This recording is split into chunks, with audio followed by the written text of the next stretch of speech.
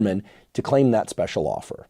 What is the relationship, if any, between cynicism and happiness or lack of happiness? When I think of somebody who's really cynical, I think of an Oscar the Grouch or a curmudgeon-like character. And as I ask this question, I'm thinking specifically about what you said earlier about how cynicism prevents us from certain forms of learning that are important and very valuable to us. Here's the reason why. I'll give just a little bit of context. I remember when I was a kid, my dad, who went to classic boarding schools, he grew up in South America, but he went to these boarding schools that were very strict. Yeah. And he was taught, he told me, that to be cheerful and happy, people would accuse you of being kind of dumb. Whereas if you were cynical and you acted a little bored with everything, people thought that you were more discerning. Yeah. But that he felt it was a terrible model for going through life because it veered into cynicism. And my dad happens to be a scientist. Yeah. He's I think a relatively happy person. Sorry, Dad, a happy person, seems happy, but meaning he's a person who has happiness and he has other emotions too. I wouldn't say he's happy all the time, but he experiences joy and pleasure in daily small things and big things in life. So clearly he rescued himself from that, the forces that were kind of pushing him down that path. But that's the anecdote. But I use that question more as a way to frame up the possible collaboration between cynicism and exuding boredom or a challenge in shifting somebody towards like happier affect. Yeah. Because when I think about cynics, I think that they're like kind of unhappy people. Yeah. And when I think about people who are not very cynical, I think of them as kind of cheerful and curious. And there's some ebullience there. They might not be Tigger-like in their in their affect, but they kind of veer that direction.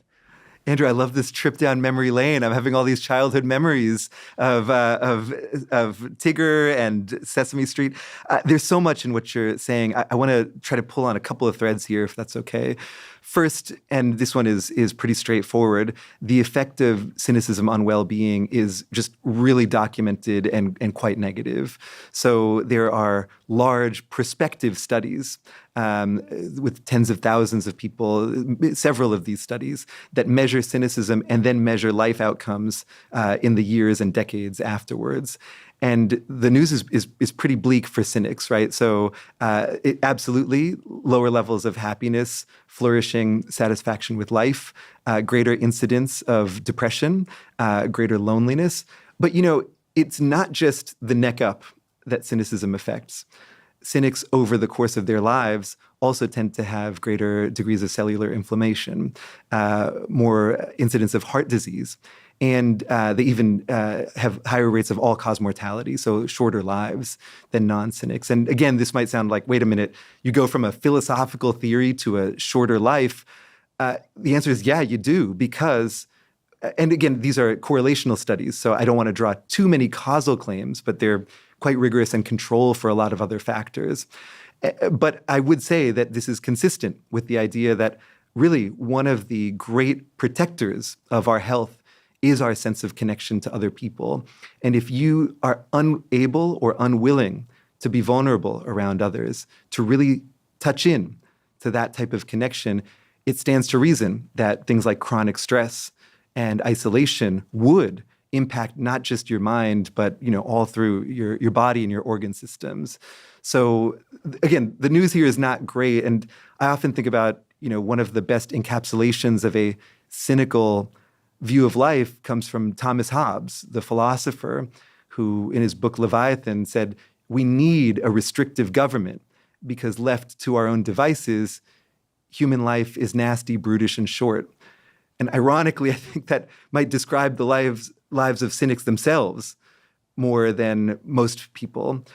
So that's point one, right, is that there is this pretty stark negative correlation between cynicism and a lot of life outcomes that we might want for ourselves.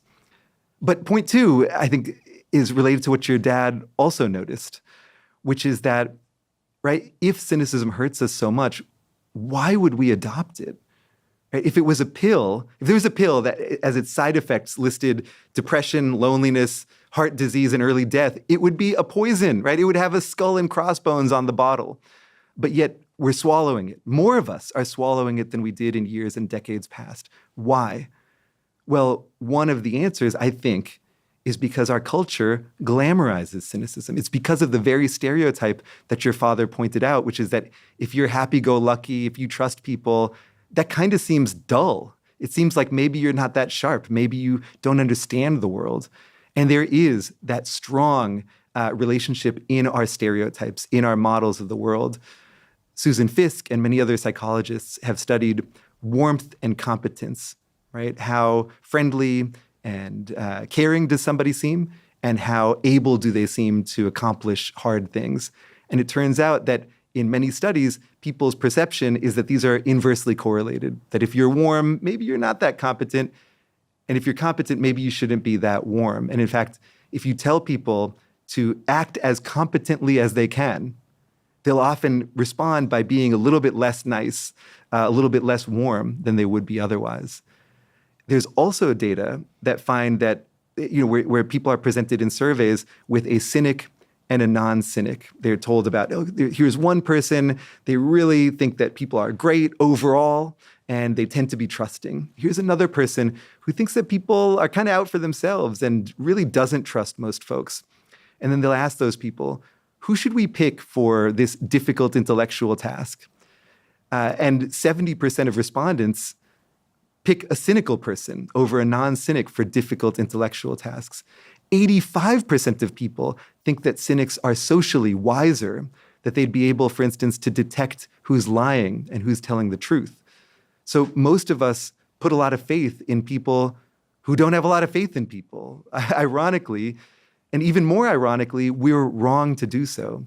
Olga Stavrova, this great psychologist who studies cynicism, has this paper called The Cynical Genius Illusion, where she documents all these biases, the way that we think cynics are bright and wise, and then uses national data, tens of thousands of people, to show that actually cynics do less well on cognitive tests, on mathematical tests, that trust is related with things like intelligence and education, and that in other work, this is not from Olga Stavrova, but from others, that actually cynics do less well than non-cynics in detecting liars. Because if you have a blanket assumption about people, you're not actually attending to evidence in a sharp way. You're not actually taking in new information and making wise decisions. In other words, cynics are not being scientific. Their hypothesis is cast, but they're not looking at the data equally. Right? And we should remind people that a hypothesis is not a question.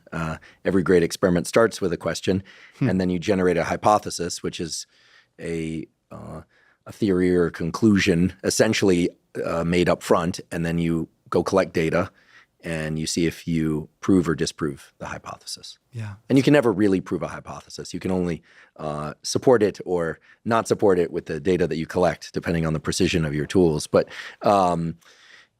that's very